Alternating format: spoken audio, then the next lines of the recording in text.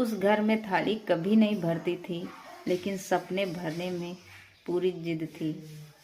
एक पिता सुबह रोज खाली पेट अपने काम पर जाता और अपने बच्चों का भविष्य भरने और संवारने में लगा रहा।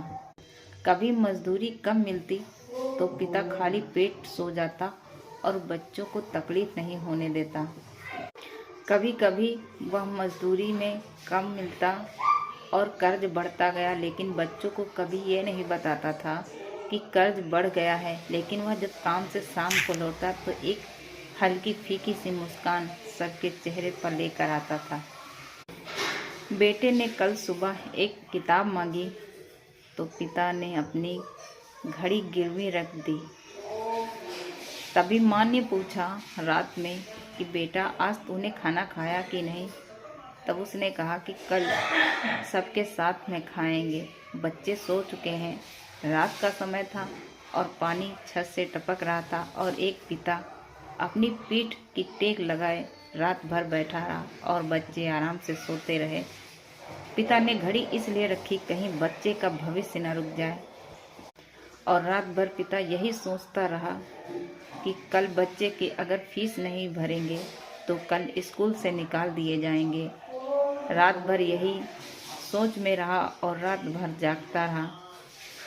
छत से पानी टपकता रहा, लेकिन उस लड़के की किस्मत अच्छी थी। पढ़ लिख कर बड़ा हुआ और नौकरी लग गई।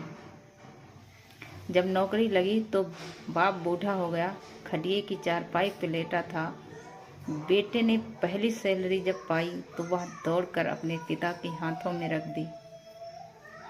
पिता की आंखों में आंसू आ गए और उसने बोला कि आज मेरी जिंदगी की सारी थाली भर गई और बच्चों का भविष्य संवर गया। आज ये आंसू दुख के नहीं हैं, खुशी के हैं। यह कहकर बाप रोने लगा। उस दिन बाप की जिंदगी संवर गई। इसलिए कहते हैं कि बच्चों का भविष्य